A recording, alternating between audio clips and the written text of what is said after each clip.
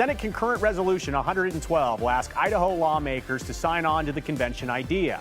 Again, the purpose is to propose constitutional amendments. Specifically, this call is to restrain federal power. A preliminary victory in Idaho. After the Convention of States Action Resolution was officially introduced on Monday, Idaho Senator Todd Lakey and former U.S. Senator Rick Santorum lent their voices to a passionate gathering of Convention of States supporters at an Idaho Senate Judiciary and Rules Committee hearing on Wednesday. Our founders discussed the need for a congressional bypass, in addition to just Congress proposing amendments. That's what's included in Article 5.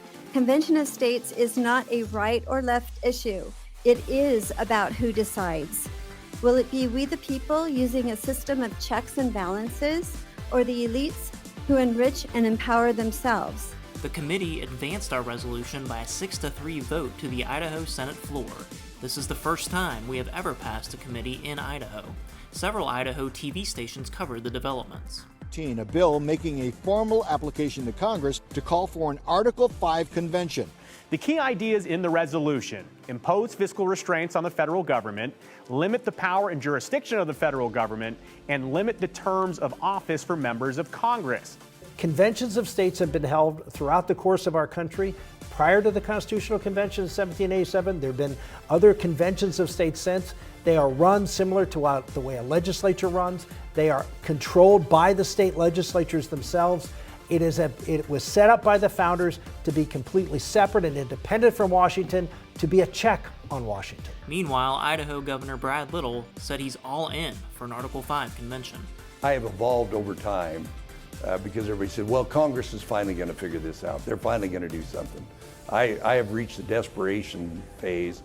We've still got $33 trillion in existing, but they have got to do something. So anything that sends a signal, I'm all in. Big victories were achieved last week for the Convention of States movement, and that's making the establishment media nervous.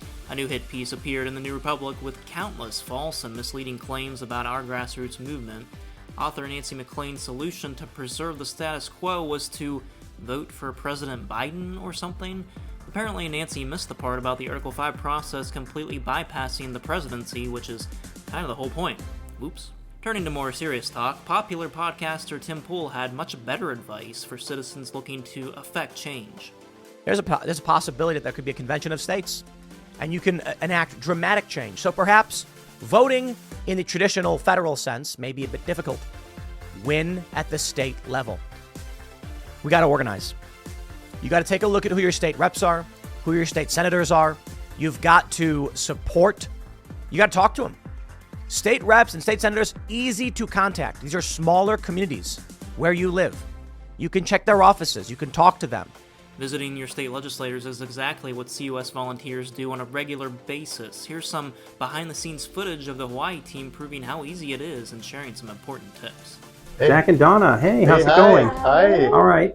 Well, so you just visited Mark Nakashima's office. They think of COS, they may not support or whatever, but they say, yeah, those COS people, they come, they're pretty nice. You know? And then the Heritage Foundation, the support for Convention of States from them, that's the second handout today. Yeah, and there was positive comments about people who knew who the Heritage Foundation was, so it was a good one. Thanks to an extraordinary effort on the part of the Massachusetts Convention of States team, the Joint Committee on Veterans and Federal Affairs of the General Court of the Commonwealth of Massachusetts has favorably passed the Convention of States Resolution H3541 for the second legislative session in a row. It awaits action from the full chamber. Wyoming has now filed the COS resolution with 11 co-sponsors. This brings the total number of states considering COS action in 2024 to 18. Our resolution was also introduced on the Assembly side of the New York legislature with 23 co-sponsors. In other COS news, the COS New Hampshire team was successful in helping to kill an Article 5 rescission bill. In Oklahoma, the team generated over 100 contacts to the House Committee on Elections and Ethics in support of HB 3156, a bill that prohibits ranked choice voting. They are supporting this bill in conjunction with Heritage Action. The committee reported the bill favorably on a 5-2 vote.